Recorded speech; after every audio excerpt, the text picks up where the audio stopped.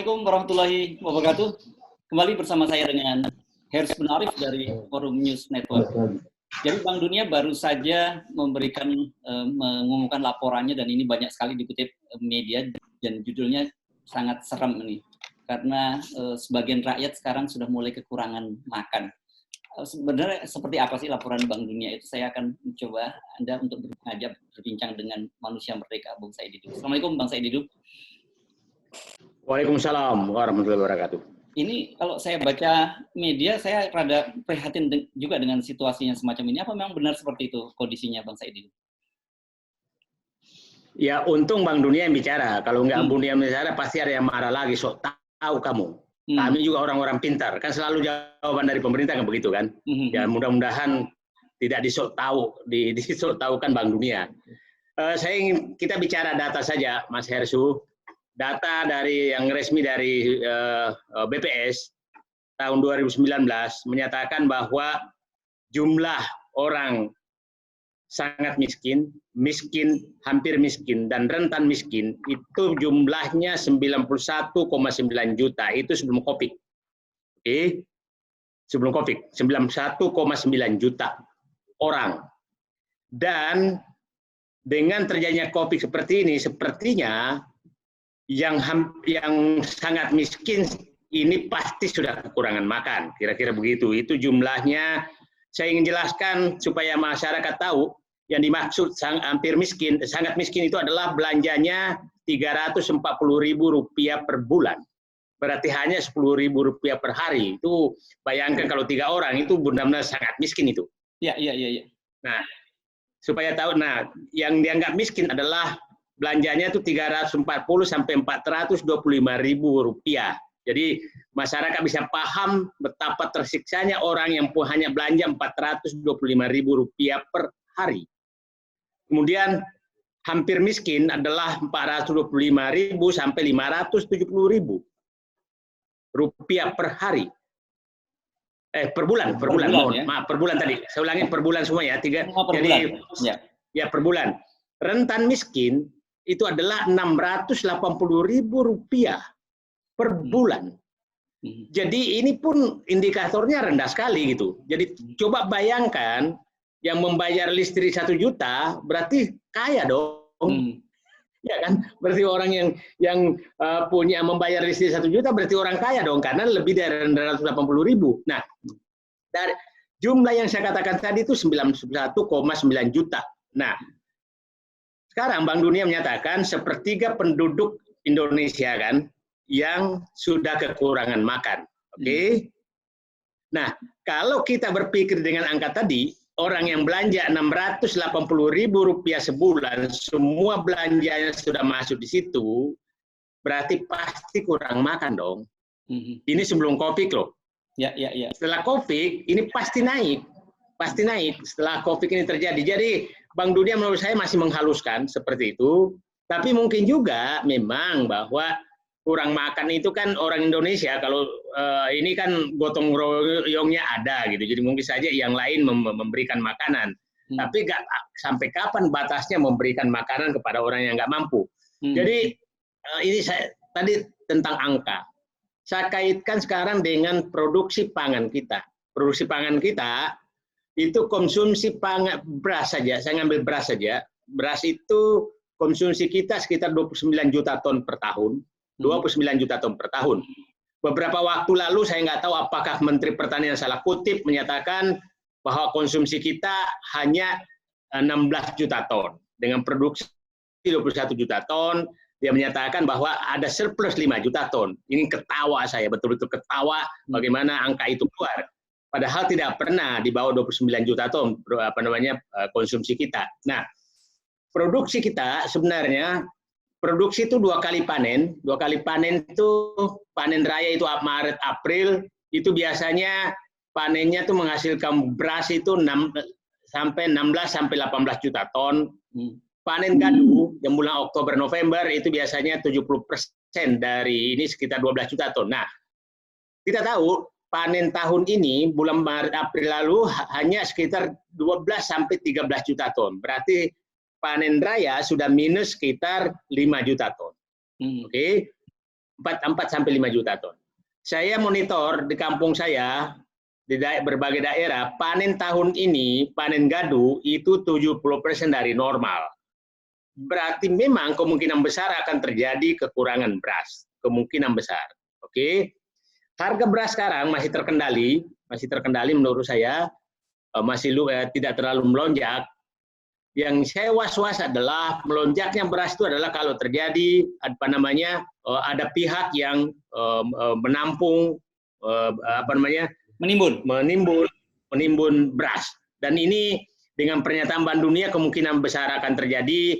Saya ini petani, sawah saya ada di Tangerang, ada di Sulawesi sana, jadi paham saya produksi padi seperti apa dan bagaimana sikap petani. Sikap petani sekarang sudah akan menahan berasnya di rumahnya. Kalau mereka menahan berasnya di rumahnya untuk ketahanan pangan ininya, maka pasti konsumsi masyarakat kota kekurangan beras. Nah, ini selalu dikatakan pemerintah, Said Didu berhentilah nakut-nakuti. Bukan nakut-nakuti, rakyatmu sedang terancam. Berpikirlah, jangan hanya memarahi orang yang mengingatkan. Habis energi aja memarahi orang yang mengingatkan. Yang untung aja kami mengingatkan. Kalau memang dimarahi terus, maka berhentilah kita semua mengingatkan, kita tidur semua, dan memberitahu petani, simpan semua berasmu demi kehidupanmu ke depan. Pasti solusinya seperti apa ke depan yang ini. Menurut saya, yang problem besar adalah impor pangan. Ini kan semua negara menahan pangannya, tidak mau mengekspor ke negara lain karena menjaga ketahanan pangannya.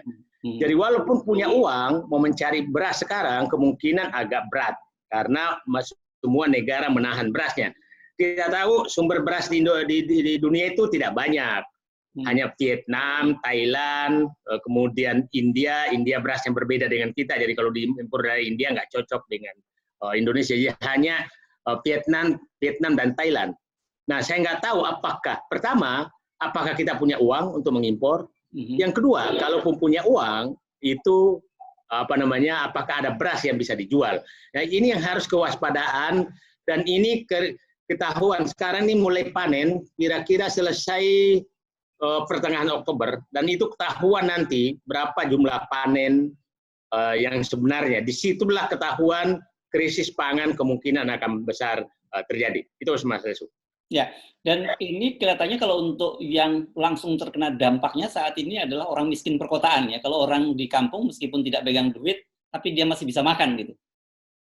Ya, saya pikir yang paling berat ini kalau terjadi bersamaan PHK di perkotaan dan kekurangan suplai beras dari pedesaan, maka itu akan terjadi chaos yang sangat tinggi. Nah, kita tahu sekarang pengangguran bukan lagi kelas bawah loh, Mas.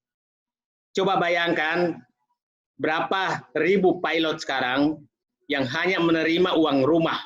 Uang rumah itu saya kasih contoh begini. Pilot kalau terbang yang Garuda itu kira-kira dapat 50 juta sebulan. Pramugari juga yang senior, ibunya pramugari gitu kan. Ibunya pramugari itu pramugari senior gitu. Itu sekitar itu juga. Kalau dia tinggal di rumah, maka dapat gaji pokok kan 7,5 juta. 7,5 juta rupiah, maka pasti dia PHK di rumahnya, mem-PHK orang di rumahnya. Nah, yang dihitung di PHK sekarang itu hanya pekerja formal loh. Yang mendapatkan bantuan 600.000 itu pekerja formal. Pekerja informal saya yakin PHK-nya lebih banyak daripada pekerja informal. Pekerja informal tuh UMKM apa segala itu informal. Jadi kalau Kadin menyatakan akan PHK sekitar 5-6 juta bulan Oktober sampai akhir tahun ini, perkiraan saya PHK kalau di total nanti termasuk informal kemungkinan besar itu 3 kali lipat, 15 juta orang yang akan PHK. Itu miskin perkotaan yang terjadi. Saya ini tinggal di Tangerang, daerah industri. Saya menyaksikan betul bagaimana tersiksanya para pekerja yang sedang PHK di daerah-daerah industri itu mereka, dan itu adalah saya yakin saat ini sudah mulai mengurangi jumlah makannya. Itu yang paling parah. Jadi saya pikir pemerintah yang sedang berkuasa, duduklah berenung bahwa Anda sedang membuat dosa jariah apabila Anda mengurangi makan rakyat karena kebijakan Anda salah, dan anak-anak yang lahir sekarang adalah pasti anak-anak yang kekurangan gizi, kekurangan pendidikan, dan Anda bukan meninggalkan legasi positif di negara ini, tapi Anda meninggalkan benih-benih kehancuran jangka panjang. Lost generation ini ya? Yep. Ya. Nah, karena tadi kan Anda menyinggung soal jangan dibilang menakut-nakuti. Bagaimana seharusnya pemerintah membaca data Bank Dunia itu? Karena kemarin kan Anda selalu berteriak hentikan proyek infrastruktur, proyek mercusuar dan sebagainya. Tapi saya kemarin membaca Presiden Jokowi baru saja menyelesaikan jalan tol di Bitung, Manado gitu. Meskipun kali ini virtual gitu. Jadi saya katakan, ini selalu yang digunakan pemerintah, metode yang sering digunakan ada dua, itu adalah janji 2 minggu, apapun jawab ditanyakan kepada Presiden, 2 minggu akan selesai. Yang kedua, memberikan optimisme yang tidak realistis. Bagaimana menyatakan bahwa sedang akan terjadi peningkatan wisata setelah jalan tol Manado Bitung, itu pasti orang ketawa, dunia ketawa. Ini ada apa lagi gitu. Jadi sesuatu yang menurut saya perlu memberikan seharusnya 90% waktu pemimpin memikirkan COVID dan orang miskin. Itu saja menurut saya yang harus. Lupakan dulu meresmikan jalan tol, lupakan dulu meresmikan bandara, lupakan dulu meresmikan pelabuhan. Itu nggak ada pengaruhnya sama sekali. Jadi saya bilang ini orang lagi sakit jantung tapi dikasih sampo obat ketombe. Gitu. Jadi nggak orang lagi sakit jantung kok dikasih obat ketombe. Itu obat ketombe itu yang menghilangkan gatal gitu, menghilangkan gatal di kepala. Gitu. Iya. Nah, itu appeal pada pemerintah. Sekarang saya kira waktunya kita juga mengingatkan masyarakat untuk melakukan kesiapkawanan. Okay. Data tadi menyadarkan kita betapa banyak sekali orang sekitar kita yang saat ini sedang kekurangan makan, kan, Bang Saidi. Saya sih berharap yang masih bisa bergerak untuk memberikan makan kepada rakyat. Dan kalau masih punya uang, yang jangan melakukan PHK walaupun pembantu rumah tangga karena mereka udah benar-benar tersiksa. Tapi yang kedua adalah udah variasi makanan mulai diberlakukan. Saya ini lagi makan sukun sama ubi nih, jadi untuk apa? Bukan berarti saya nggak mampu beli beras, tapi minimal nanti kalau mengurangi beras hari ini untuk dimakan. Karena, saya sih berharap masyarakat juga tolong betul-betul